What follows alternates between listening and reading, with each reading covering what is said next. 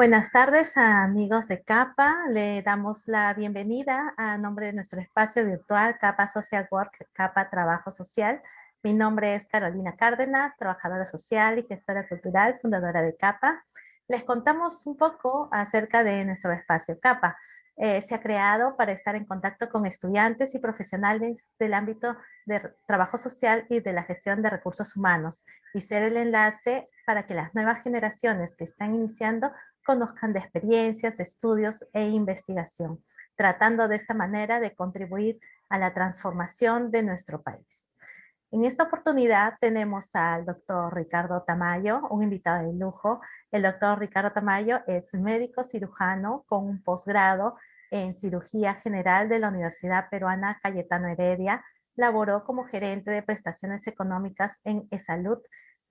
También laboró en su salud como especialista en regulación en salud y auditor médico. Fue residente en el Instituto Nacional de Enfermedades Neoplásicas y ha tenido la amabilidad de compartir su tiempo con nosotros. Le agradecemos, doctor Tamayo, por estar aquí en este espacio de CAPA. Iniciaremos entonces este webinar, ¿Cómo enfrentar al COVID-19? Nuevos desafíos. Doctor Tamayo, a un año del COVID, muchos países han resistido y pasado el COVID con una cifra alarmante de muertos. Y si bien es cierto, algunos ya lo han contenido, pero aparecen nuevas variantes. Entonces, doctor, en esta oportunidad queremos que nos explique, de acuerdo a su expertise como médico y lo que usted ha podido observar en sus pacientes, y en el contexto acerca de COVID, de las mutaciones, de cómo ha sido el contagio, las sospechas, los síntomas, ¿no? Las protecciones, los errores frecuentes. Entonces, sobre todos estos temas, usted nos va a detallar en este webinar y le cedemos la palabra entonces para comenzar el webinar, ¿no? Unas palabras de bienvenida ahora de su parte, doctor. Buenas tardes, Carito. Gracias a ti por invitarme. Saludo a todos tus seguidores en esta interesante fórum que reúnes y que has formado. Bueno, sí, definitivamente COVID es un tema de actualidad y ha causado un gran estrago en la población mundial. Como sabemos, es una pandemia, no es un problema solamente del Perú. Indudablemente que el conocimiento de la enfermedad por el tiempo transcurrido aún es muy poco, a pesar de que se han hecho los mejores esfuerzos para poder identificar una serie de comportamientos. El tema escapa en estos momentos por una serie de condiciones que, como bien ha señalado, las mutaciones del virus es una de ellas. Sin embargo, hay unos lineamientos generales que creo que son de interés general y que eventualmente estoy dispuesto a conversarlo o en todo caso a exponer. Tengo una plantilla que me alcanzaste con algunas inquietudes que de alguna manera he tratado de resumir en algunos puntos que están dentro de la agenda que me alcanzaste. Encantado de resolver preguntas posteriormente. Bueno, lo primero es decir que, bueno, el COVID es en realidad la enfermedad, no es el virus. El virus que produce la enfermedad de COVID-19, 19 es el número que está en relación al año en el cual se descubrió, o que empezó el problema, ¿no? Que fue en el 2019, en diciembre, en Wuhan. Entonces, el COVID es la enfermedad. El coronavirus se le identificó muchos años atrás y había gran variedad de coronavirus, que es una cepa de virus. Que hay diferentes cepas de virus. El coronavirus también ha sido causante de otras enfermedades que no llegaron a ser pandemia, pero sí que hubieron epidemias en algunos brotes en otros países, como en Asia. El SARS, por ejemplo, que es el síndrome agudo respiratorio, era producido por un coronavirus. El MERS es otra. de las enfermedades que producía otro coronavirus. Y el COVID-19 es una enfermedad que produce el coronavirus o SARS-CoV-2, que es el virus propiamente dicho. Pasando de definir o tratar de conocer frente a qué nos encontramos, el gran riesgo es la mortalidad que puede producir este virus. Por lo tanto, es importante conocer, en primer lugar, las formas de contagio del virus y solamente como una reseña. Es un virus de tipo ARN, eso lo lleva acá. Sin embargo, el virus, para poder fijarse a una proteína en el organismo, en las mucosas, utiliza esta corona que le llaman espigas, y estas son proteínas S. Estas son las que se fijan generalmente a los receptores que existen en las mucosas, principalmente las respiratorias, y que son receptores AC2, principalmente. Eso como conocimiento para conocer a nuestro enemigo. La siguiente, Carito. ¿Cómo enfrentar al COVID-19? Actualmente se acepta que la principal forma de contagio es por aerosol. Sin embargo, también puede existir contagio por contacto corporal de las manos hacia la cara, en especial a los ojos y mucosas respiratorias. No se contagia el virus de una superficie y se aspira, tiene que haber contacto. No es lo que se ha demostrado que, si bien es cierto, puede encontrarse virus en superficies, esto no quiere decir que sea la vía de contagio. La vía de contagio está demostrado prácticamente que es por aerosoles. Esto es decir, por las gotitas de transmisión en el aire. Y esto solamente se consigue porque es un virus relativamente pesado que cae fácilmente en un trayecto no mayor de 1,5 metros al suelo, por efecto de la gravedad, lógicamente. Es importante señalar de que las superficies pueden contener virus, sin embargo, lo que se debe hacer es limpiar superficies, pero no hay contacto a través de la superficie. El gran problema es básicamente, seguimos el siguiente cuadro, Carito. Disculpen que tengo unos perros que son unos bulliciosos, no me dejaban escuchar. Esta es la segunda pregunta que me agendó Carito, era cómo enfrentar al COVID-19 nuevos desafíos. En primer lugar, para poder enfrentar a un enemigo, y lo decía Sun Tzu en el arte de la guerra, hay que conocer al enemigo. Por eso que les presenté primero al bicho y posteriormente hay que sospechar. Disculpe, doctor, no se le escucha. Una de las cosas principales que decía para poder enfrentar al virus es conocerlo. Y para conocerlo, les presenté las gráficas anteriores. Ahora, el tema está en lo siguiente. Cuando uno tiene un enemigo, no voy a esperar que el enemigo me ataque para que yo en todo caso reaccione. Debo sospechar. Y para toda sospecha hay que tener criterios. No se puede sospechar de todos y en todo momento. Existen factores de riesgo. Los factores de riesgo incluyen desde las actividades que se realizan por la actividad laboral o porque las propiciamos o las buscamos nosotros. Dentro de las actividades laborales, los que están más expuestos y se debe sospechar siempre de contagio y deben profundizar más sus medidas de precaución son el personal médico y el personal de salud, indudablemente. Otros que están en condición de riesgo son aquellos que laboran en ambientes cerrados y con gran cantidad de personas en ambientes reducidos. Uno de los grandes problemas iniciales eran los famosos call centers, es gente que está hablando y en cubículos, pero sin embargo no eran muy ventilados y aglomeraba gran cantidad de personal. Entonces, actividades de riesgo, básicamente aquellas que conllevan a una gran cantidad de personas en espacios reducidos no ventilados.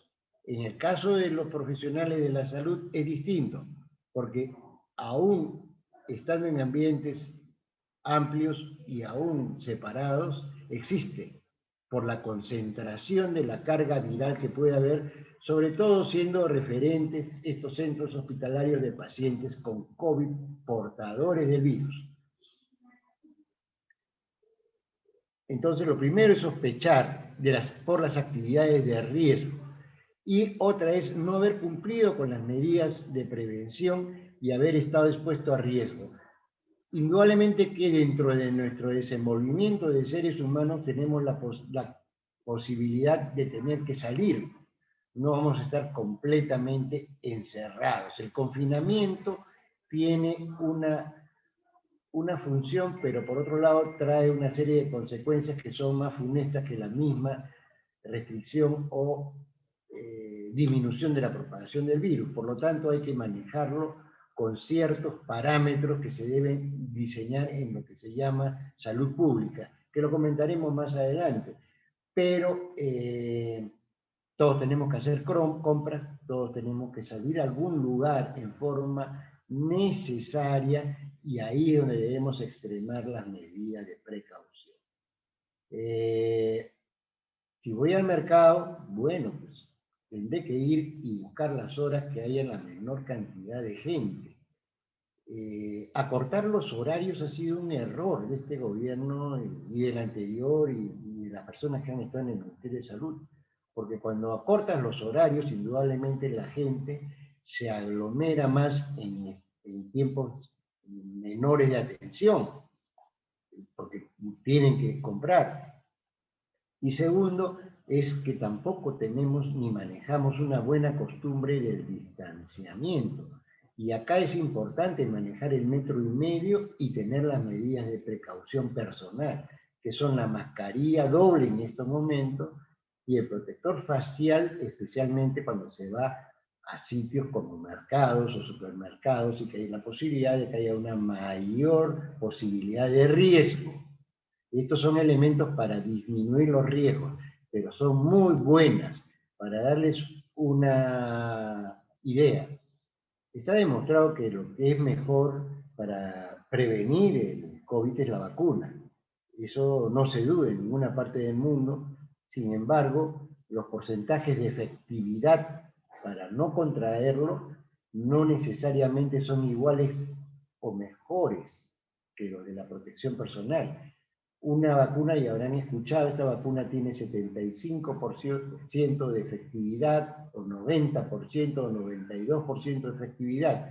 Bueno, todo lo que son los elementos de protección personal, como son la mascarilla doble o los protectores faciales, si se usan en conjunto y se mantiene la distancia social, se consiguen efectividades del 99%.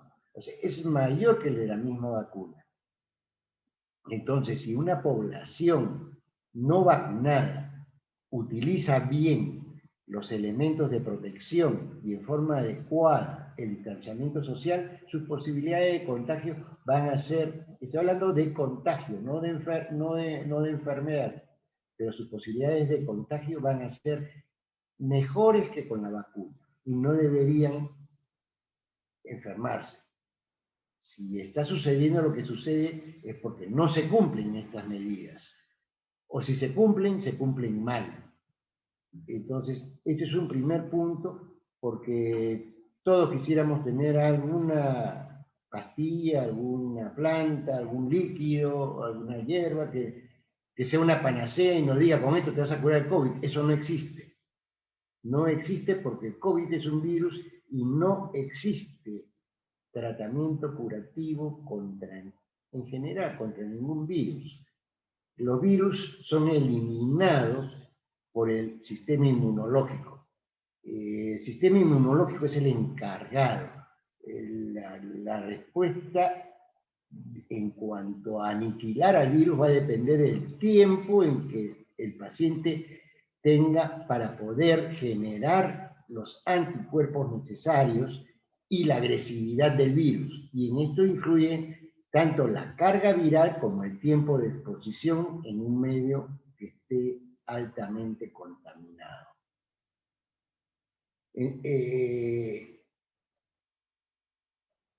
Pasamos a la otra diapositiva, Carita. En cuanto a los signos y los síntomas, este es un punto muy interesante porque todo el mundo cree que se puede hacer diagnóstico en forma general. El COVID es una enfermedad nueva que ha demostrado que tiene una gran capacidad para poder imitar cuadros de otros virus o de otras enfermedades causadas por virus. Entonces no tiene un signo o síntoma que podríamos llamarlo propio. Excepcionalmente se menciona la pérdida de olfato y la pérdida del gusto. Sin embargo, para nadie es ajeno que un resfrío común también nos hace perder en algunas oportunidades el olfato y el gusto. Y un resfrío común o una gripe no son COVID. Por eso les decía que en realidad las manifestaciones de COVID no son exclusivas del COVID. Puede ser compartida por una serie de dolencias, incluyendo las no virales. Una bronquitis puede pasar, y yo debo, pasando actualmente esta situación, debemos sospechar que es COVID, y debemos decir, es COVID hasta que no se demuestre lo contrario. Yo no podría aseverar clínicamente por signos y síntomas que un paciente tiene o no tiene COVID, incluyendo las pruebas, que es otro tema que es interesante de conversar, porque todos creen que uno se hace una prueba, un examen, un análisis, y ahí es la prueba o el examen o el análisis quien hace el diagnóstico, y eso no es cierto.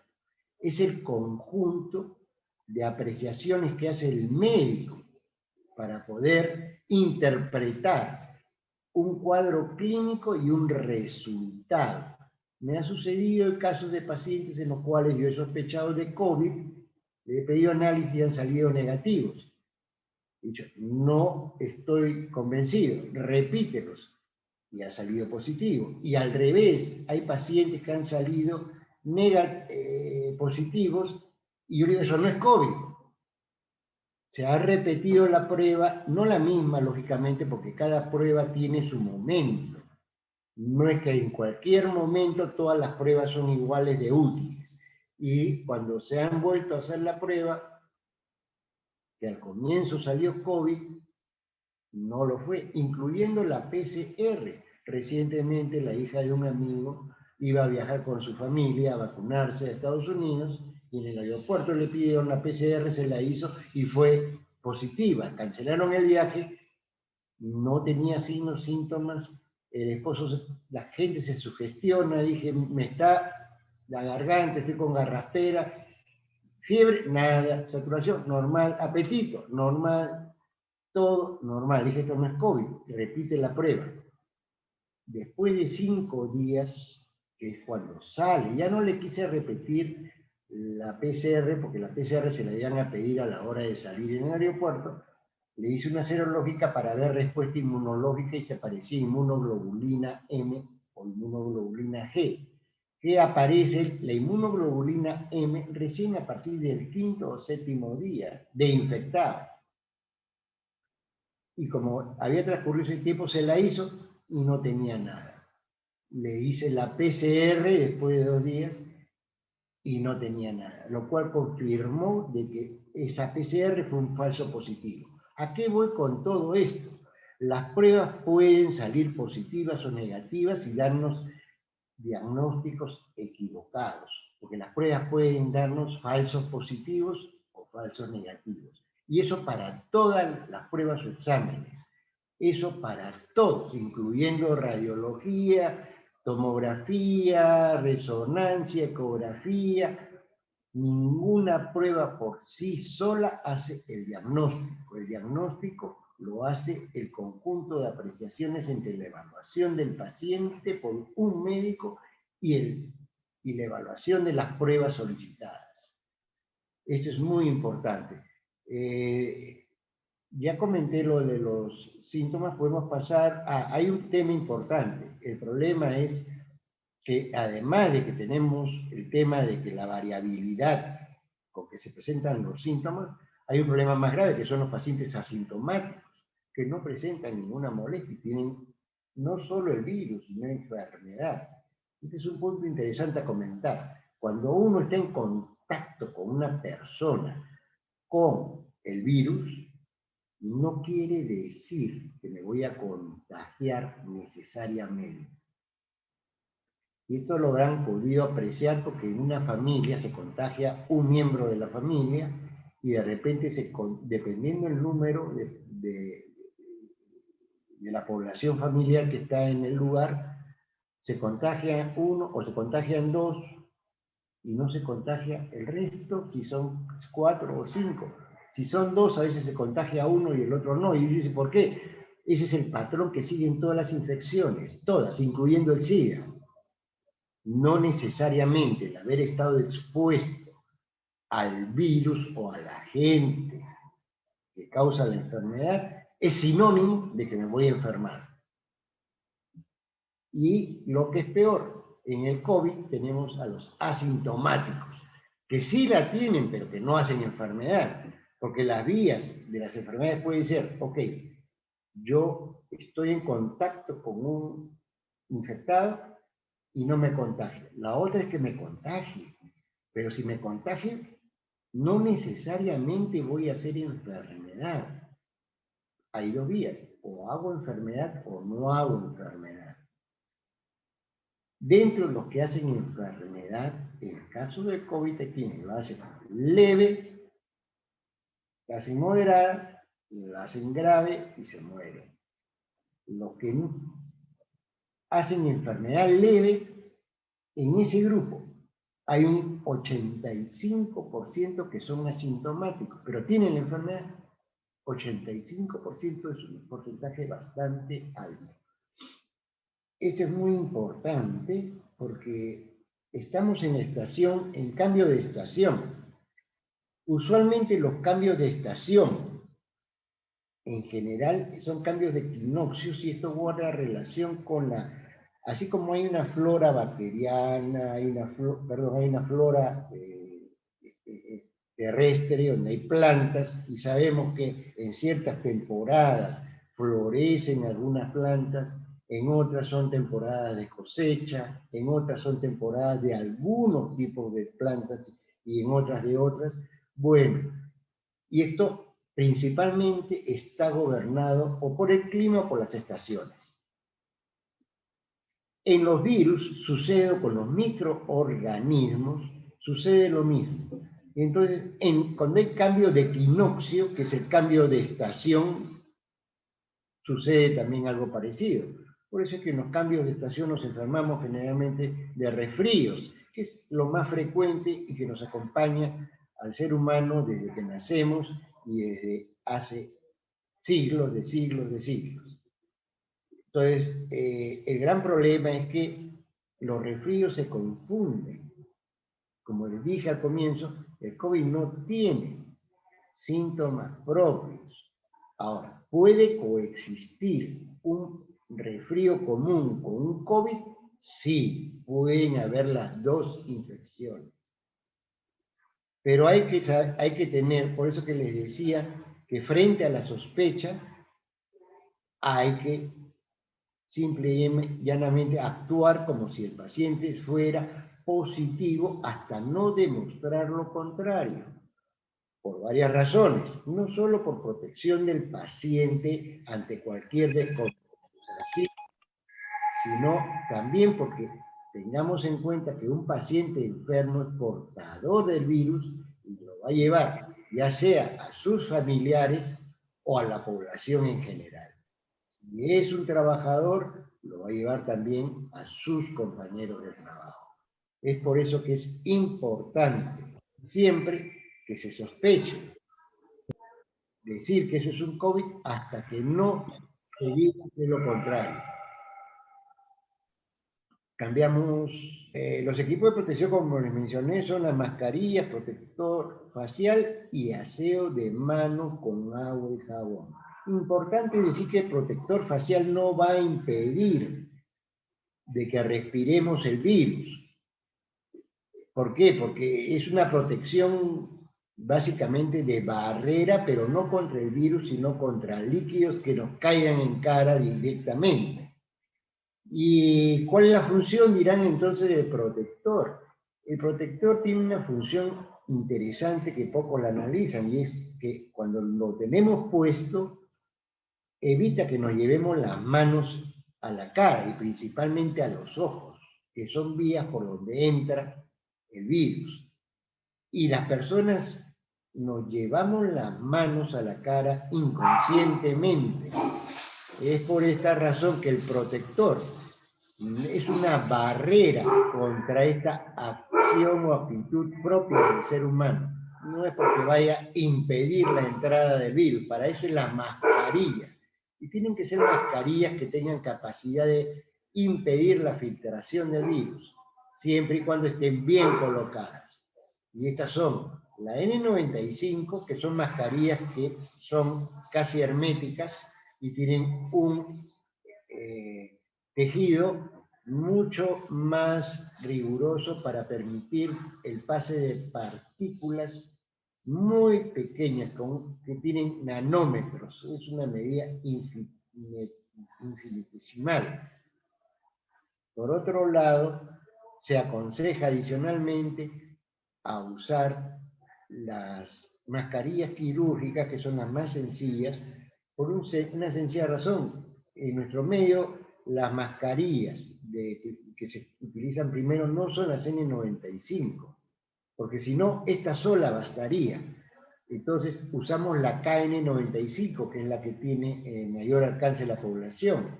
Entonces, frente a esto, usamos un agregado como es la mascarilla quirúrgica que disminuye.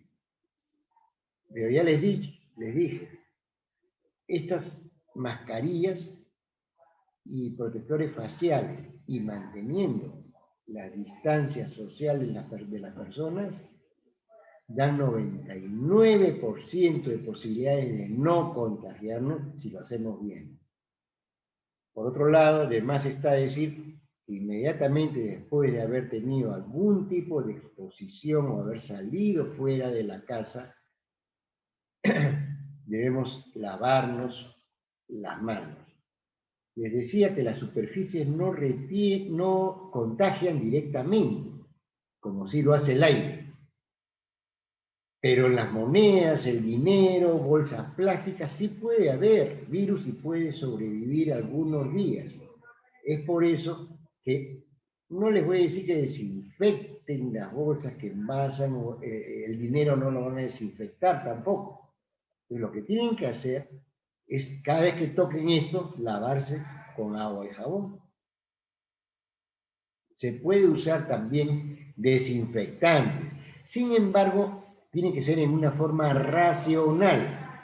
Últimamente se ha visto incrementado desde el año pasado a ahora las enfermedades dérmicas por el uso de la lejía, por el uso excesivo del alcohol. Las manos y el cuerpo humano en general, la piel, tiene una flora bacteriana, pero no todos los gérmenes que hay en la piel o en las manos, que también es piel, son malos, algunos son buenos y nos protegen de algunas infecciones, de algunos gérmenes malos. Cuando nosotros producimos un desequilibrio en esta flora por el uso excesivo de detergentes, de desinfectantes, llámese lejía o alcohol, vamos a barrer la flora bacteriana y vamos a ver lo que estamos viendo ahora, que son las dermatitis atópicas, como infecciones, manos que se agrietan, hasta una serie de cuadros que pueden poner incluso hasta en riesgo la vida de la persona. Lo principal, como les he mencionado entonces, es los equipos de protección, las medidas de aseo y no exponerse a reuniones en ambientes cerrados en forma innecesaria, porque uno de los grandes problemas son las reuniones sociales. Y las reuniones sociales, si bien es cierto son necesarias, no son para hacer fiesta en las condiciones en las que estamos en ambientes cerrados, mucho menos. Entonces, si es que hay la necesidad de ver a un familiar, no digo a un amigo, porque el amigo por último por teléfono mientras que dura la emergencia. Hemos estado en una condición de extremo alto, ha ido bajando, pero seguimos en muy alto. Entonces, tenemos que pesar en las manos cuál es el riesgo, porque cada vez que salimos tenemos un riesgo. Y el riesgo no es solo con nosotros, sino el riesgo es con los que viven con nosotros o hacia donde vamos nosotros. Y lo que es peor, como les he dicho, pueden haber asintomáticos. La siguiente, Carito. Me preguntó en su agenda, Carito, cuáles eran los errores que yo había observado en el manejo del COVID. En realidad, uno de los grandes problemas es que tradicionalmente quienes veían los resfríos comunes eran los otorrinos, después los farmacéuticos o los familiares. Tómate esto, que esto es bueno. A mí me curó en 2 días, a mí me curó en 1 día. Esto es bueno. Debemos entender de que muchas enfermedades, y no como les he dicho solo al comienzo, el COVID disimula o simula signos y síntomas de otras. Entonces, no necesariamente lo que es bueno para Juana es bueno para Chana. Lo que el médico debe tratar son enfermos, no enfermedades. Las enfermedades, incluyendo teniendo un diagnóstico claro, se comportan de forma distinta en cada persona. Y el COVID es un ejemplo de eso y muy claro. Muchas personas van asintomáticas, otras van con cuadros moderados, otras graves y otras se mueren. Y no tenemos forma de predecir. Lo que sí tenemos claro es que algunas personas que han ido a cuadros graves o a cuadros de muerte han cometido errores o ellos o quienes le han asesorado para tal o cual cosa. Entonces, cuando había un resfrío, usualmente había una costumbre, no sé de dónde ni cuándo apareció, pero incluso muchos médicos o centros de salud, no hablo de hospitales donde existen profesionales con mayor calificación, de primera intención administraban corticoides, porque el corticoide es un gran desinflamante. Y sí, es cierto, desinflama y se consigue un alivio rápido, y te dice que bueno es el doctor. Lo que no saben, y en los cuadros banales, como los resfríos banales, no pasa nada, claro, pero con el COVID sí ha pasado, porque los corticoides son una escopeta de doble cañón. Por un lado te desinflaman, pero por otro lado te inhiben el sistema inmunológico. Quienes tienen familiares con algunas enfermedades, como la artritis reumatoidea o alergias severas, saben que tienen que tomar corticoides, porque el corticoide lo que hace es disminuir la reacción excesiva que hay del sistema inmunológico. Eso es lo que hace un corticoide. El problema es que en un virus que está entrando y que el organismo tiene que defenderse, como les he comentado, que la única arma eficaz, completamente demostrada, son los anticuerpos del organismo, y yo comienzo a bloquear la formación de anticuerpos con corticoides, no voy a dejar a mi paciente a expensas del virus y que haga lo que quiere en el tiempo posterior a la toma del corticoide, porque el corticoide no combate el virus, combate la inflamación. Pero lo peor no es eso, sino es que me disminuye las posibilidades de que mi organismo reaccione adecuadamente para formar anticuerpos. Por eso es que está contraindicado tomar corticoides. Excepcionalmente hay algunos casos, y como les decía, se tratan casos individuales, no casos generales y en la población general. El corticoide y la dexametasona, que en algún momento apareció como un tratamiento, estaba indicado y solamente en los pacientes que estaban graves y que estaban bajo ventilación mecánica. ¿Por qué? Porque eran pacientes que ya habían hecho enfermedad multisistémica y es un cuadro de desborde, en el cual el organismo es atacado en toda dirección y el organismo también responde en toda dirección y no en forma específica con anticuerpos. Y eso produce lo que se llama un estado de sepsis. En estos casos, en un intento desesperado de controlar esta reacción exacerbada, se utiliza corticoides justamente para disminuir el sistema inmunológico, no para tratar la enfermedad. Algunos pacientes van a responder. Y es cierto, mejora la sobrevida de aquellos pacientes que están graves y con cuadro sistémico, no en los pacientes al inicio de la enfermedad.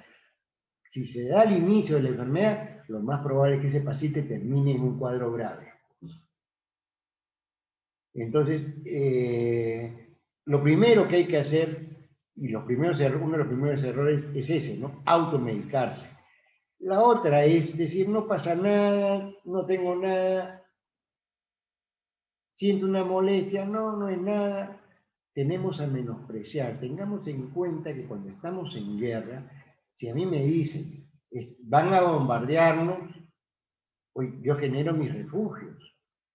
¿Dónde me voy a proteger? Es el instinto natural. Pero parece que con el virus las personas no le toman la importancia. Entonces tienen que tener un termómetro y un pulso oxímetro, porque muchas veces yo puedo no sentirme con fiebre y estar con fiebre, entendiendo fiebre por encima de 37,5. No es 37,5 todavía, en realidad el COVID hace 38 para arriba. Y segundo, también dice, no me siento mal, estoy respirando bien. Sí, clínicamente está bien, pero te pones el pulso oxímetro y estás en 93 y no sientes fatiga ni nada. Es importante tener esto para poder visualizar si es que hay cambios, tanto en la oxigenación como en la temperatura, que no nos estamos percatando nosotros. Tanto el pulso oxímetro como el no solo al paciente, a los médicos nos sirve para poder detectar, porque clínicamente, o sea, la manifestación no es evidente, usamos artefactos que nos permiten ir más allá de lo que nuestros sentidos nos permiten captar. Yo uso un estetoscopio, uso un laringoscopio, uso una radiografía que me permite ver huesos principalmente, puedo tomar una tomografía porque ahí no llegan mis ojos. Al igual que el cirujano requiere de un patólogo para que use el microscopio, porque ningún médico ni ningún cirujano tiene microscopio en los ojos. Bueno, sin embargo, yo puedo extraer un tumor y decir es benigno, y el patólogo decirme es maligno. ¿Por qué? Porque tiene el instrumento. Igual sirve el termómetro y el pulsosímetro. Nos van a decir si es que tenemos un trastorno dentro de nuestra oxigenación o nuestra temperatura como signo temprano. Como signo temprano. Cuando ya es evidente, ya no necesitamos termómetro de repente o no necesitamos ni siquiera pulso oxímetro.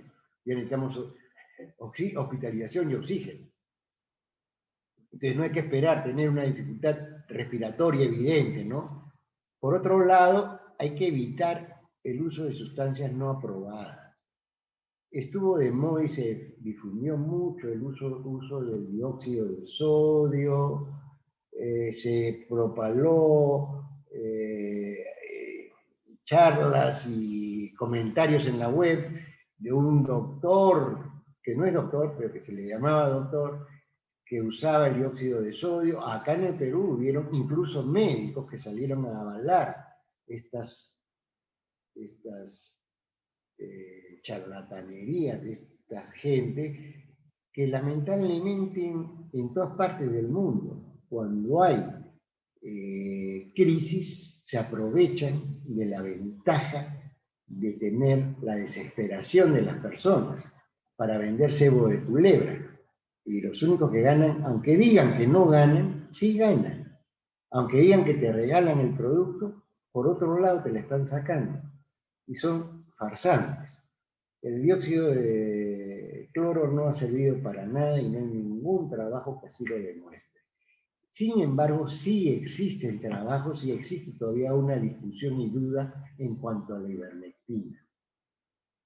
La ivermectina, cuando yo tengo un paciente que está iniciando, me refiero a los primeros, ¿sí? Dentro de los primeros 5 días, sin cuadro clínico grave ni moderado, yo le administro o le indico ivermectina. Pero la ivermectina no tiene ningún valor preventivo ni profiláctico. Eso es una falacia. No es así. Y no podría ser desde el punto de vista, por lo menos, científico y en la práctica. Y en la teoría tampoco. Que se pueda observar algunas cosas en relación a quienes la tomaron, eso no hace que eso sea una verdad. Pueden ser coincidencias. Por ahí escuchaba comentarios que decían que la ivermectina, uno de los continentes que más la consume es África. Y que en África no había COVID-19. Mentira, sí hay. Sí hay. Es menor la concentración de COVID, primero porque África es un país subpoblado, pero sobre todo en la parte del tercer mundo y tiene áreas extensas. Es un continente bastante ventilado. Y ellos sí consumen ivermectina porque es para un parásito que a ellos les da ceguera, que es un problema. Sin embargo, dentro de la África desarrollada, tenemos Sudáfrica. Sudáfrica es un país, dentro de África, es un país africano, pero que es un país desarrollado. Bueno, ellos también consumen ivermectina. Y es uno de los países que ha tenido mayor mortalidad por COVID. Y es uno de los países que además nos ha dado la variante o la mutación sudafricana. Entonces, no es cierto que tenga un valor profiláctico. Y digo, la doy al inicio porque le otorgo el beneficio de la duda, no porque esté completamente convencido. Hay trabajos que abogan a favor y en contra, y no son trabajos que se hayan demostrado que hay un efecto en la enfermedad o en el virus. Una vez que se ha infectado el organismo, por supuesto. Si hay trabajos in vitro, esto quiere decir fuera de un organismo en el cual la ivermectina ha neutralizado al virus. Esto es interesante y por eso que se le da el beneficio de la duda. Y al inicio también hay trabajos, cuando se da al inicio de la enfermedad, hay trabajos que lo han demostrado, pero estadísticamente, nada más como les digo, de que el porcentaje de pacientes que consumen al inicio de la enfermedad ivermectina tienen menos posibilidades de ponerse graves, de necesitar ventilador y menos posibilidades de morirse. Por eso sí lo doy. Pero lo que no, pero está aprobada la ivermectina, por si acaso su uso, o sea, se pueda, no para el COVID necesariamente, pero sí como médicos, tenemos la aprobación para poder recetarla. Por eso cuando un médico la receta se la vende. Esto es importante que lo entiendan. La siguiente diapositiva, Karina. Tú me avisas para ir corriendo porque yo no sé cuánto es el tiempo que tengo y yo soy charlatán. ¿Qué hacer si alguien se enferma en casa? Bueno, lo primero es confirmar el diagnóstico, ¿no? Si está confirmado, el primer problema va a ser que a esa persona hay que aislarla. Asumimos que el resto no sabe si está contaminada, si está enferma o no está enferma, si se ha contagiado o no se ha contagiado. A la persona que está con diagnóstico de COVID dentro de un domicilio hay que aislarla. Y no solo por los miembros de la casa, sino también porque no puede salir sencillamente porque va a contagiar. Tiene que ser aislado y tiene que atendérsele, lógicamente. y ser supervisado por un médico. Control de temperatura, de oxigenación, porque son parámetros que nos van a decir cómo estamos yendo. Para mí es importante en el manejo ver la temperatura y el seguimiento, porque usualmente cuando es un paciente asintomático no doy nada, solamente la ivermectina.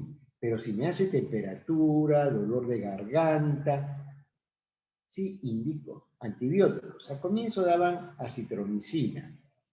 Yo particularmente no la uso, la he usado también, pero no la uso. Y sí uso un antibiótico de un espectro más amplio que tiene para mí un mejor desempeño en los cuadros de COVID, que es la ciprofloxacina. Y no la doy porque sea un antibiótico que vaya a hacer efecto sobre la enfermedad y el virus. De eso soy consciente. No la doy por eso. La ciprofloxacina es un antibiótico. Y como su nombre lo dice, es un bio es vida. Antibiótico es porque ataca a un ser viviente, que es la bacteria. El virus no es un ser viviente. El virus es una partícula de ARN, como les enseñé en la segunda diapositiva. Entonces, el ARN, para poder vivir, tiene que meterse en una célula y comanda esa célula a partir de su ingreso a esa célula, por medio de códigos que el ARN le va a transferir a esa célula. Entonces, si el virus se contagia, ingresa al organismo, no va a haber nada, porque ningún antibiótico ataca al cuerpo humano, ataca a un bicho, a una bacteria. ¿Por qué doy un antibiótico? Para eso le digo, es importante el control y la supervisión del médico. Si es asintomático, nada, pero si hay algunos signos o síntomas, yo doy el antibiótico porque, como le dije, el virus de todas maneras, si ya está infectado, va a producir inflamación. La inflamación es una condición para que se produzca un desequilibrio en la flora bacteriana del tracto respiratorio y al haber una inflamación del tracto respiratorio van a proliferar gérmenes. El problema es que si ya de por sí el virus produce inflamación, si le agregamos una inflamación mayor por bacteria, que es más severa, vamos a tener un paciente que va a ir a un cuadro grave o una neumonía. Entonces, yo prefiero evitar, no es lo académico, para un resfrío común. A un resfrío común no se le da antibióticos, salvo que se complique, habrán escuchado eso. Pero en el COVID el problema es que la complicación cuando se da ya es muy tarde. Y yo prefiero actuar cuando ya tengo los síntomas iniciales. Por eso doy antibióticos. Si no, no lo daría. Acá les decía, ¿no? Dependiendo del momento del diagnóstico, la ivermectina al inicio de la enfermedad. Por otro lado, ¿qué debe hacerse con los miembros? Se aísla al paciente al resto, como ya han estado contaminados. Y si tengo, porque también es otro problema en nuestro país, no contamos con la posibilidad de hacernos fácilmente una prueba diagnóstica. Primero porque no nos la provee el Estado y muchas personas no tienen las posibilidades económicas de estar gastando para una prueba que de repente incluso les sale negativa. O que les puede salir un falso negativo y tener que volvérselas a hacer. Y ese es un gran problema. Lamentablemente es una deficiencia de nuestro sistema de salud y de nuestros gobiernos sucesivos, principalmente el anterior y este. Entonces, si no tengo cómo estar haciéndome pruebas constantes, tengo que aislar al paciente. Tengo que aislarlo y le tengo que dar, y si sospecho, como le dije, para mí la sospecha significa que ya la tienen y al inicio les doy ivermectina también a todos los miembros por riesgo inminente, porque han estado expuestos. Tengo la certeza de que han estado expuestos con un paciente que está con el virus. Entonces, si tengo la certeza que ha estado expuesta, no voy a esperar a que sea un asintomático, que me haga leve, o que sea leve, porque si no lo manejo inicialmente y es uno de los que va a ir hacia moderado o grave, se le puede morir. Entonces le doy ivermectina porque sí ha demostrado que disminuye el riesgo de ir a una unidad de cuidados intensivos. Los demás miembros, si estuvieran asintomáticos, la prueba indicada sería la PCR. Pero vuelvo a decir, y es que lamentablemente la PCR es una prueba más cara también. Si es que lamentablemente no hay los medios, porque no todos pues viven en Miraflores o en San Isidro, las periferias, la situación económica no es buena, y peor con las burradas que hizo el gobierno, que se trajo abajo la economía y los confinó a todo el mundo sabiendo que el 73% de la PEA es informal y que vive el día a día, que su situación económica es precaria, y si van a una posta no les van a hacer pruebas y mucho menos PCR. Si van a un hospital salen corriendo por la cola que hay para ingresar pacientes que están graves. Entonces, pedirles una PCR, complicado, pero es lo que debiera hacerse. Es lo que debiera hacerse para estar seguros y tener tranquilidad, que es lo principal en todo caso, porque el paciente y a las personas nos interesa saber, ¿tengo o no tengo? La certeza siempre va a ser relativa, sin embargo, con las pruebas y la evaluación de un médico, esto se minimiza y se da tranquilidad a las personas, ¿no? Igual, aunque salgan las pruebas positivas o negativas, si está un miembro dentro de la familia, va a tener que mantenerse la distancia y la misma persona va a tener que continuar con las mismas medidas de protección. La siguiente, Carito.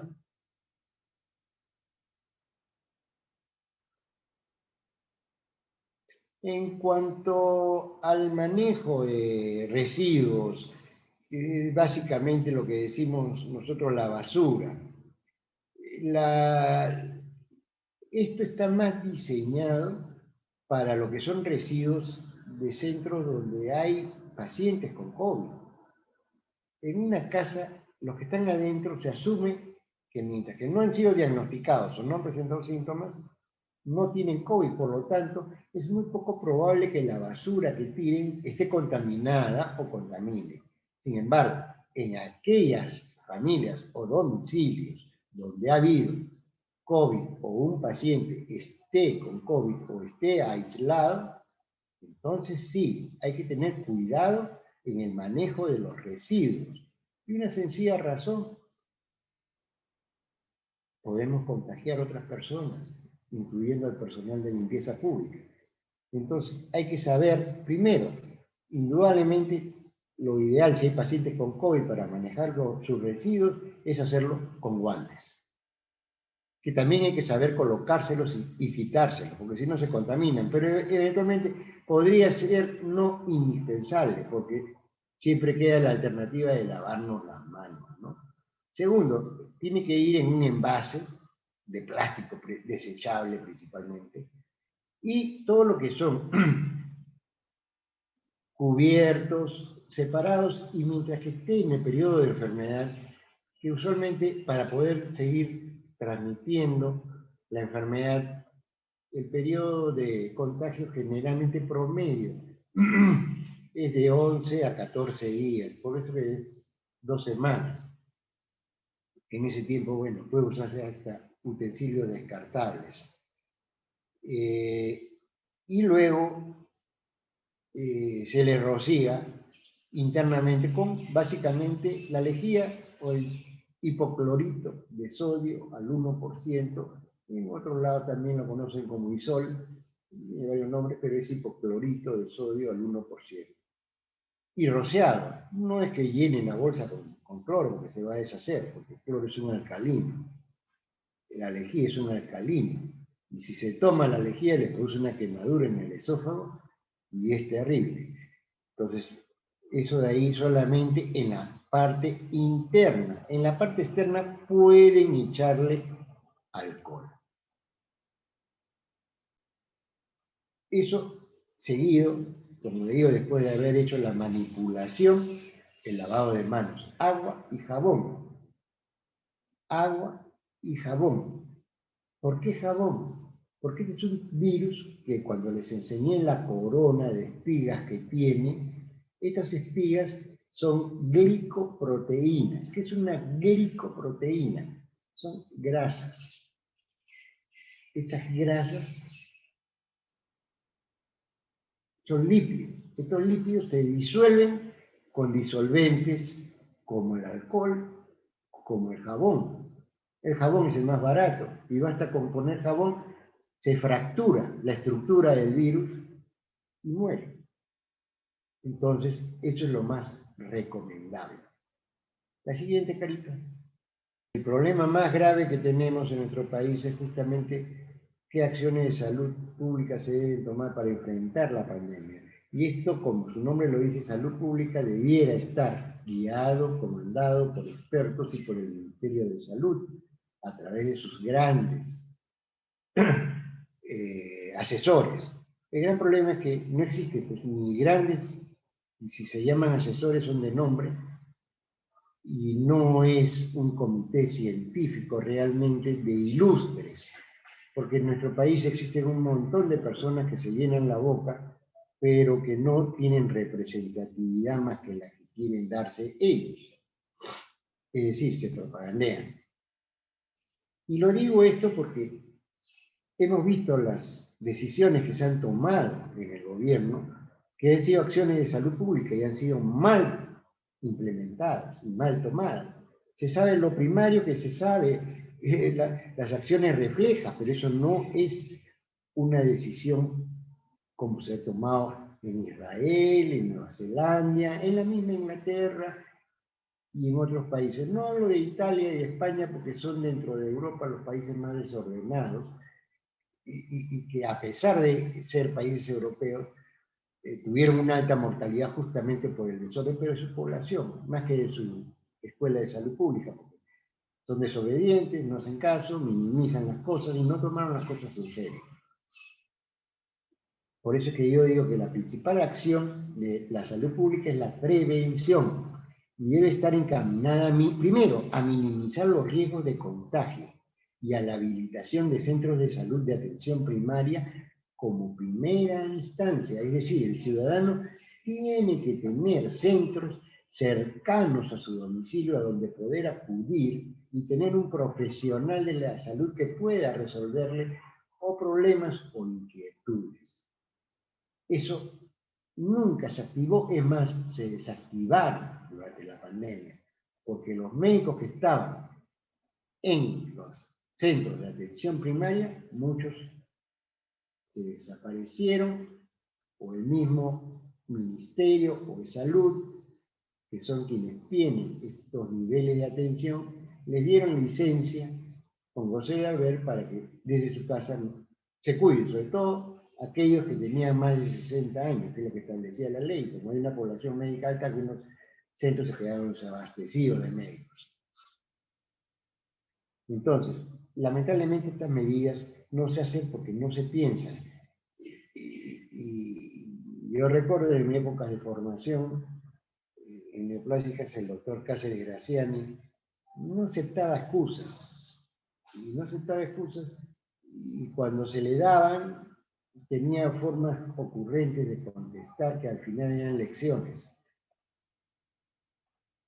Se complicaba algún paciente por A, B, C, D motivos y a la hora de hacer la evaluación, ¿por qué se complicó? Solamente un descuido de no haber verificado un análisis tan simple como un tiempo de sangría, un tiempo de coagulación o una hemoglobina.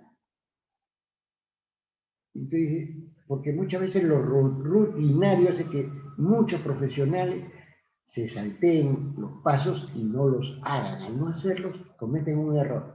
Y muchas veces cuesta la vida de una persona. Y él decía, ¿qué pasó? No nos dimos cuenta. ¿Y por qué no pensamos que se iba a complicar el paciente? Por no pensar, doctor, por no pensar. Y es que eso pasa por no pensar, y eso ha pasado en el Perú porque las autoridades no han pensado. No eran las autoridades la responsabilidad que tienen es de haber elegido a las personas que les han asesorado. Y los asesores Y ahí empieza el primer acto de corrupción en nuestro país. Personas que aceptan cargos públicos o ser funcionarios cuando no tienen ni la calidad ni la capacidad para poder ejercer. Eso ya es una corrupción. Y eso ha pasado en el Perú. La acción debe enfocarse en la detección de los focos de infección y mayor probabilidad de contagio. Para esto deben hacerse campañas de pruebas diagnósticas de PCR. Y pongo PCR molecular en la gráfica. Sin embargo, el gran problema al inicio de una pandemia, al inicio, debe ser PCR. No puede ser molecular. Perdón, debe ser molecular. No puede ser prueba rápida. ¿Y por qué? Porque, como les explicaba, el 85% de los pacientes son asintomáticos. Y el problema está en que usualmente la primera indicación para hacer exámenes de prueba que dio el gobierno pasado fue pacientes que tuvieran síntomas. Los que no tenían síntomas no se hacían. Grave error. Cuando lo que se necesitaba detectar eran los sintomáticos, portadores del virus, pero asintomáticos, porque ellos son los que contagian. A ellos se les tenía que aislar, a ellos se tenía que focalizarlo y buscar los focos de concentración del virus. Nada de eso se hizo. Y eso fue un problema. Eso debiera priorizarse. Y para poder hacer una PCR, no se hace a un paciente con síntomas. Y sobre todo si ya pasó 3, 4, 5 días de los síntomas de ese paciente, sí puedo pedirle una serológica solo para confirmar diagnóstico, pero no para hacer diagnóstico que tiene virus. La serológica no sale positiva, como les he dicho, sino a partir del quinto o séptimo día de enfermedad. Entonces, los que se hicieron la prueba antes de esos días, lógicamente le va a salir negativa. Le va a salir negativa, pero tienen enfermedad y están contagiando. No sirve. No sirve. Sí sirve para hacer seguimiento de los pacientes, ¿eh? Para saber cómo están evolucionando o cómo van a evolucionar. Pero yo tengo un paciente que tiene COVID y a la semana sigue con fiebre, le pido la prueba rápida. ¿Por qué? Porque la prueba rápida lo que detecta no es al virus. La prueba rápida detecta inmunoglobulinas. ¿Y qué son inmunoglobulinas? Son la respuesta del organismo frente a la infección. Y al pedir yo este examen me está dando un indicador de cómo está reaccionando el organismo frente a la infección. La primera que aparece es la inmunoglobulina E. Si la tengo muy alta, eso es un buen signo, porque el organismo se está defendiendo y bien, porque estas inmunoglobulinas son las que van a ayudar a desarrollar los anticuerpos. La última que aparece, pero que es la más segura, es la inmunoglobulina G, que aparece al 10º día. Y entonces, si tengo un paciente que está con cuadro, ya bajó la fiebre, la inmunoglobulina G se elevó, lo más probable es que ese paciente va a la curación. Para eso más pido yo la prueba rápida, no para lo que los salvajes del gobierno anterior hicieron. Y que siguen en el ministerio, siguen. La segunda acción no menos importante es la educación de la población. Como les digo, hay que educar a las personas. Hay que educar, porque muchas personas no saben la magnitud del problema hasta que ya lo tienen. O, si no es con ellos, es con un familiar directo y muy querido muchas veces. Ponerse la mascarilla no es para llevarla en el bolsillo o ponérsela en la frente o en la barbilla. Tiene que estar bien colocada y tiene que ser responsable la persona. Yo entiendo que en su casa no la utilice o que yo no la utilice en este momento que estoy con ustedes frente a una computadora. Pero si alguien ingresa a mi casa que no es de mi domicilio o yo salgo a la calle, tengo que usar mascarilla. Y tengo que usarla bien, no basta que me la ponga por ponérmela. Yo sé, hay personas que dicen, me falta el aire. Eso es discutible, porque las mascarillas dejan filtrar aire. Salvo que tenga un enfisema pulmonar, entonces mejor lo dejo en casa. Es un paciente de altísimo riesgo, porque le da el COVID y se muere en un ratito con un enfisema pulmonar. Entonces, hay que saber usar y hay que ser responsable. La educación a las personas es muy importante. Educarlas como lo que está haciendo implementar una política de vacunación masiva. Y tiene que ser masiva, como ha sucedido en todas partes del mundo. La priorización que se da acá en el Perú es porque no se cuenta con vacunas suficientes, pero no debería haber discriminación ni entre grupos de edad ni entre grupos de riesgo. Eso es solamente porque no existe la cantidad suficiente para vacunar a todos. El COVID ha matado gente de toda edad. Desde niños, han muerto niños. A pesar de que la incidencia es anecdótica, prácticamente no hay, pero sí ha matado jóvenes y adultos.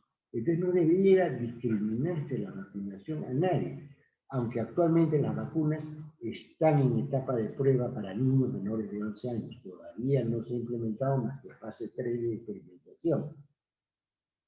Por ello que todos los mayores de 11 años debieran vacunarse sin excepción y sin priorización. Todos son prioridad en realidad. Todos. Pero en tomar acciones, lo mejor es protegernos. Y protegernos, como les he dicho, lo mejor son mascarilla, distanciamiento social y aseo de manos.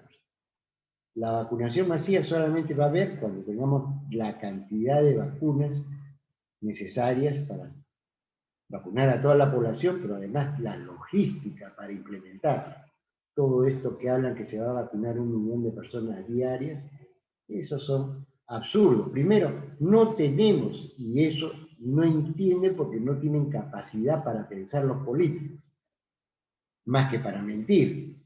No tenemos capacidad de uniformizar un solo tipo de vacunas o 2 o 3 de las mismas características, como lo hacen en Estados Unidos. Estados Unidos tiene 3 o 4 vacunas, pero son ARN, y son prácticamente del mismo tipo de familia de vacunas. Acá no, acá tenemos distintos tipos de vacunas, estamos consiguiendo distintos tipos de vacunas. Y no marcas, no me refiero a que sea Pfizer, Moderna, me refiero a tipos de vacunas. Cuando me refiero a tipos de vacunas, es que las vacunas se han desarrollado a partir de diferentes procesos de creación de la misma. La Sinopharm, la Sinovac se han hecho de acuerdo a las técnicas que se hacían ancestralmente o antiguamente y que tienen vigencia, no digo que no, pero son vacunas de virus inactivados. En el caso de la vacuna Sputnik, la vacuna rusa, es una vacuna que no se hace con virus inactivado. Se toma otro virus, que es un adenovirus, que el ser humano lo conoce y lo reconoce desde que nacemos, que produce también cuadros banales, tipo resfríos o no produce ningún síntoma, pero está en el organismo. El adenovirus que usa la Sputnik lo que hace es utilizar al adenovirus para mezclar una partícula del coronavirus. Y con eso generan una vacuna, que es la vacuna que se llama Sputnik, que es la vacuna rusa. Es otra forma de hacer vacuna. Y la otra es la que utiliza Pfizer, Moderna, Johnson & Johnson, AstraZeneca, que son vacunas de ARN. Estas vacunas de ARN necesitan ciertas características en algunos tipos de ellas, como la Pfizer. La Pfizer necesita temperatura de menos 70 grados. El Perú no tiene logística para llevar a proveer. Podremos vacunar en Lima, sí, porque en Lima podemos vacunar Pfizer. Y en algunos lados, y punto. Provincias, de repente en Arequipa, de repente se podrá implementar en Trujillo, pero después dejen de contar. No hay capacidad de llevar la vacuna a la selva o a la sierra central. Si compramos, o nos generan expectación de una Pfizer, solo vamos a vacunar en Lima. ¿Y cómo vamos a vacunar 1 millón de peruanos solo en Lima?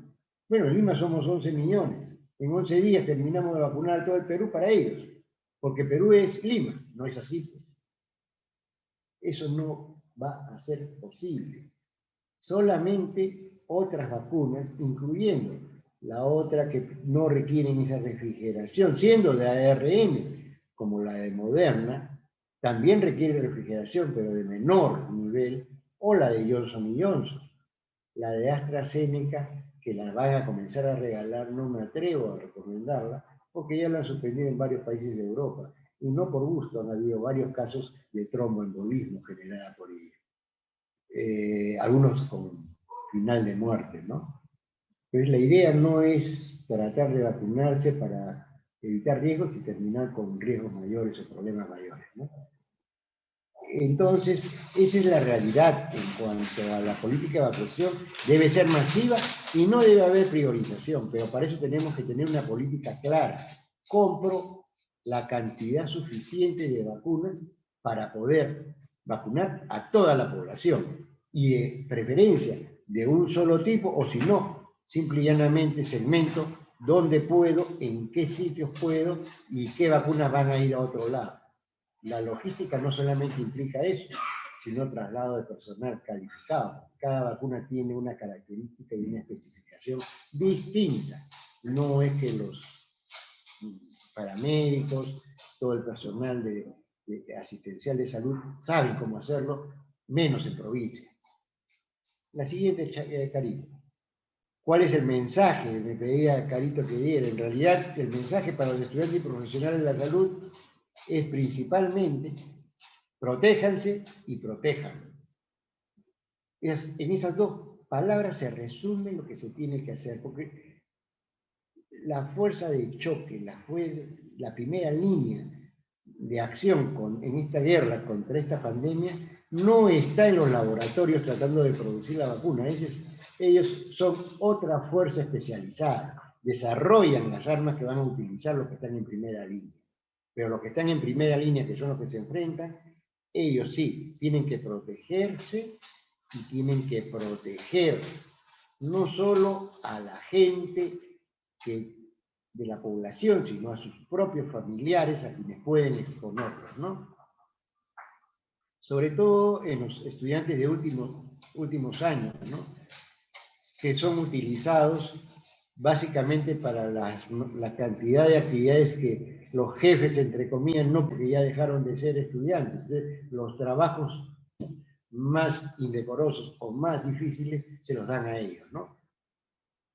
Entonces, a ellos es a los que más debería protegerse en realidad. Bueno, creo que me he explayado demasiado. En todo caso, siempre se queda corto para hablar de un tema de tanta actualidad y de interés. Nuevamente felicitándote, Carito, por esta iniciativa y agradeciendo a todos los participantes por el tiempo dado y prestado y la atención a mis palabras. Gracias, Carito. Más bien a usted, doctor Tamayo, que nos ha dado su tiempo, nos ha explicado todo lo que necesitamos saber acerca de COVID, la forma de protegernos y proteger a los demás. Entonces, más bien nosotros estamos agradecidos con usted por este tiempo. Más bien tengo aquí algunas preguntas que nos habían dejado nuestros seguidores para usted. A ver, la primera es, una persona está saliendo de un proceso gripal, ¿puede vacunarse del COVID? Es una buena pregunta. Fíjate una cosa. En primer lugar, ¿cómo sé que ha sido un proceso gripal?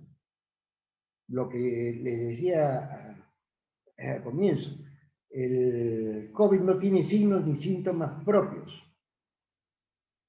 Primero tengo que estar seguro del diagnóstico. Es lo primero. Siempre tengo que tener un diagnóstico, no una especulación. Ahora, si estoy seguro y convencido de que ha sido un resfrío común, ningún problema, no es una contraindicación para la vacunación.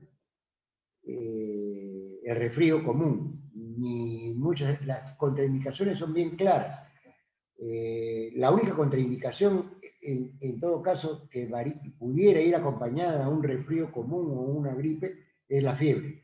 Si hay fiebre de mayor de 38 años, no se recomienda vacunar en ese día.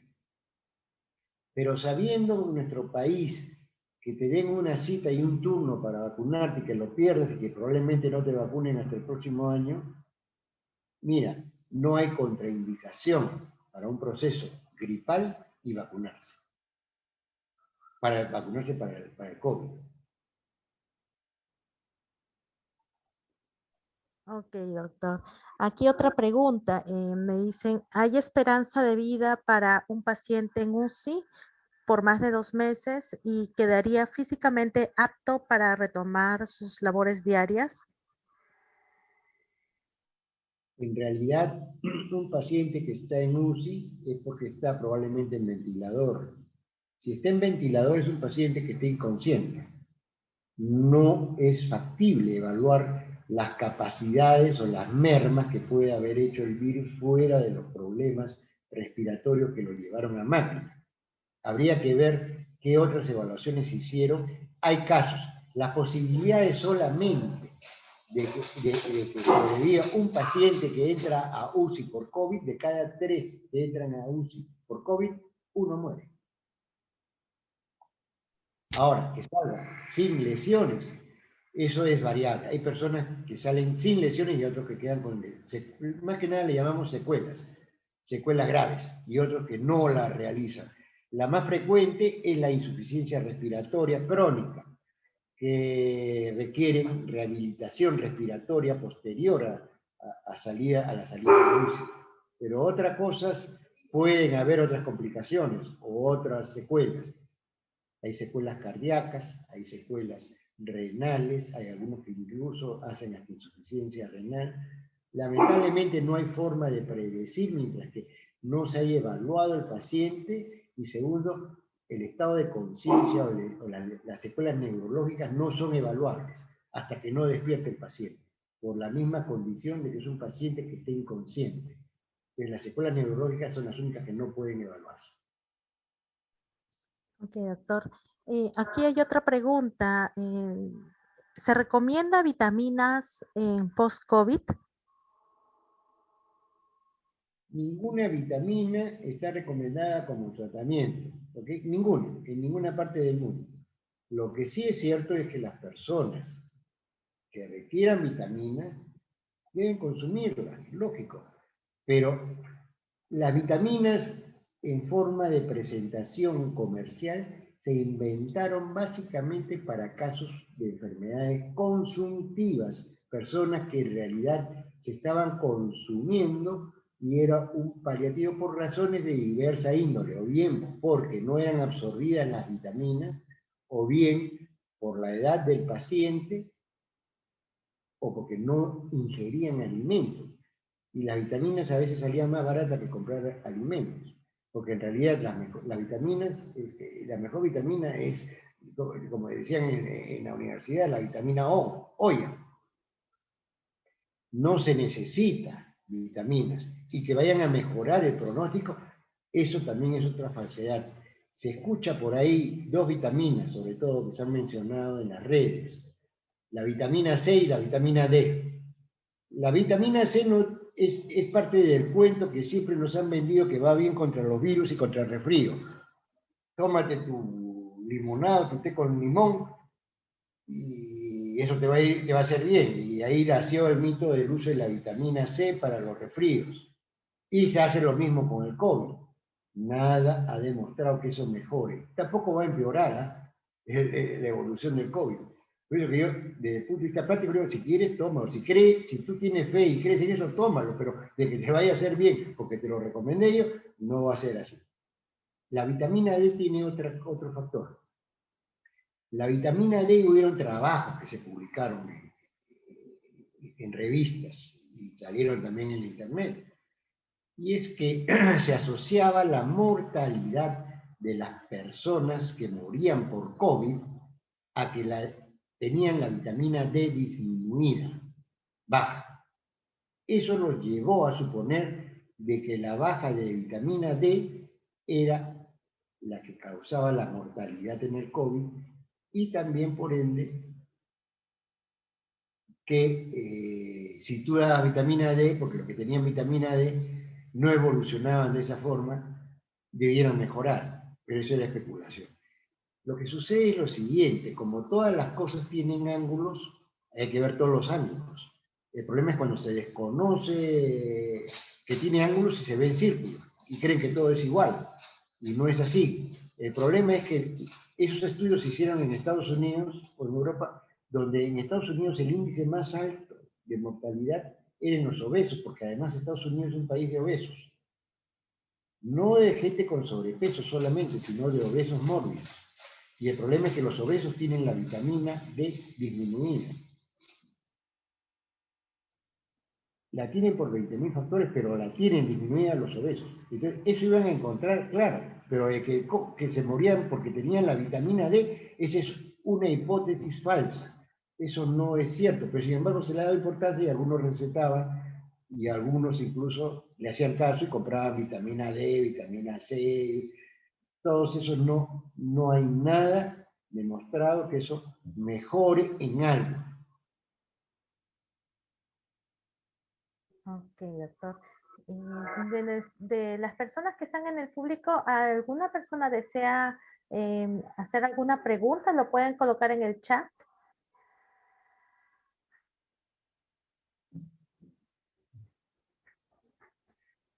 O si gusta, le cedo la palabra. ¿Habrá alguna persona que desee?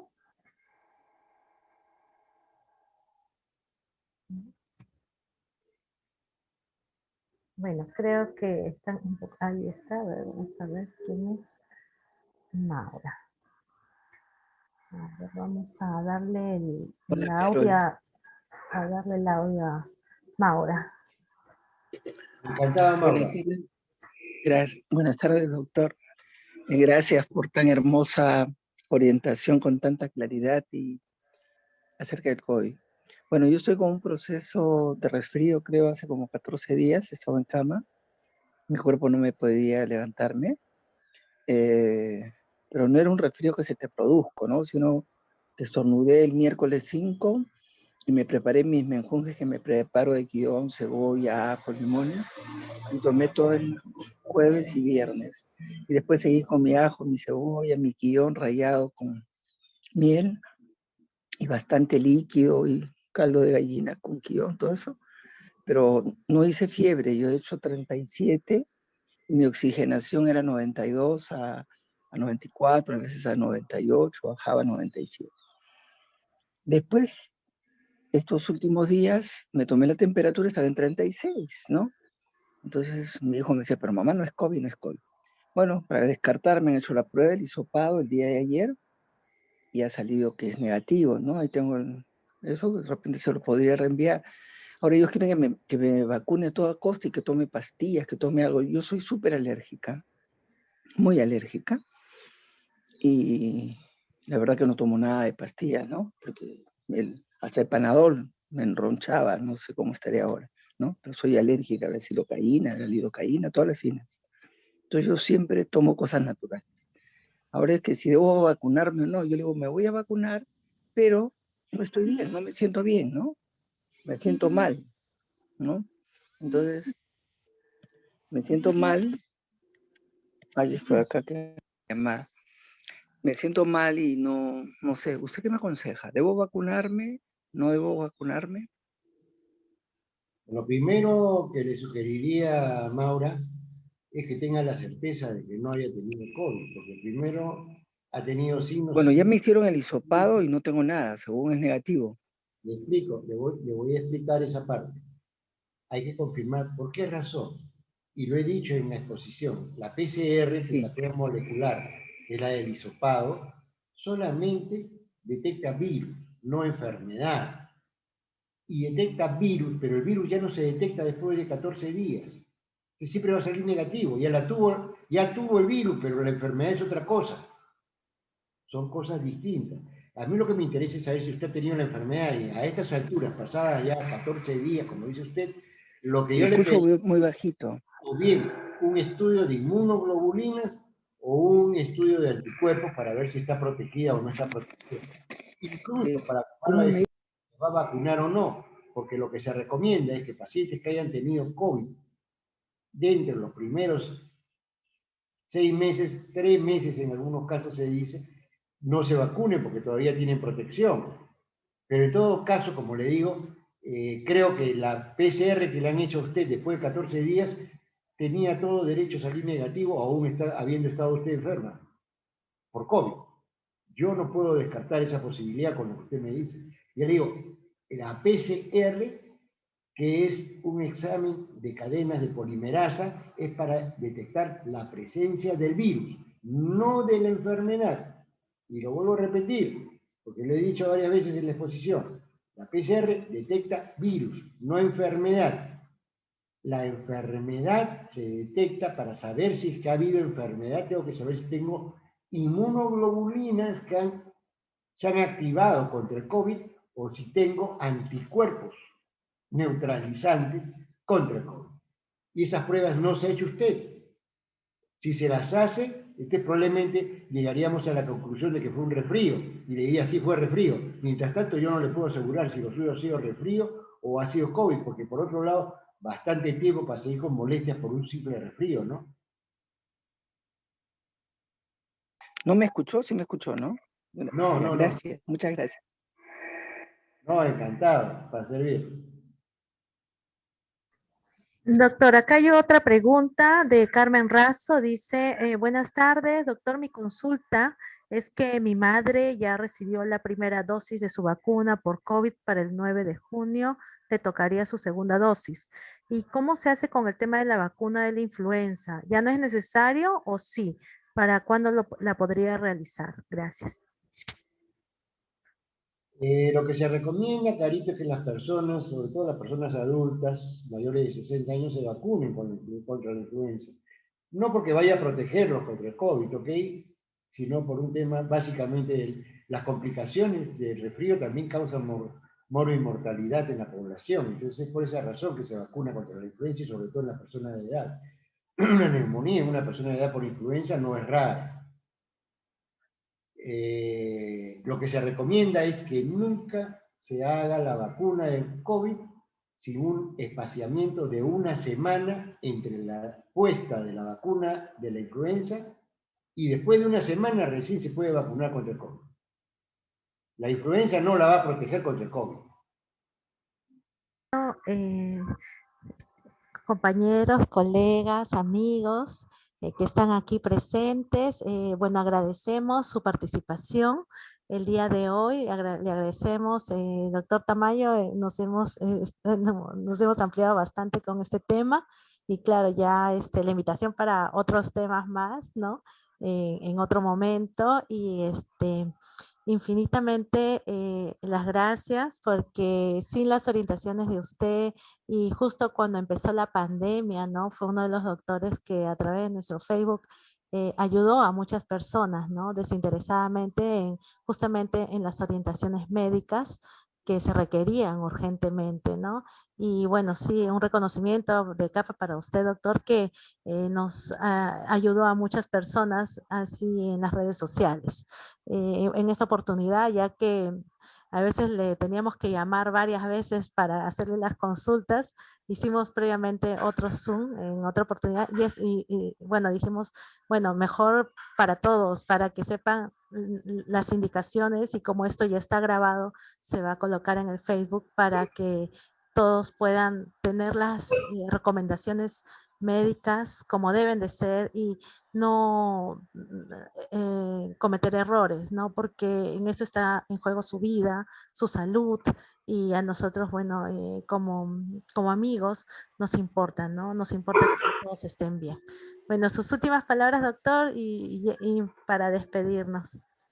Bueno, nuevamente para agradecerte la oportunidad, Carito, una de las funciones y misiones de un médico, más allá de tratar pacientes, es educar. Y esta es una de las formas que se contribuye a eso.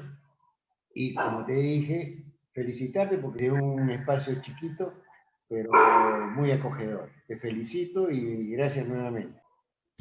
A usted, doctor. Bueno, con eso ha sido todo por ahora, amigos, y estaremos subiendo este video en las redes sociales para que todos lo puedan ver y compartir. Ya, nos estábamos viendo entonces. Adiós, amigos. Chao. Chao con todos.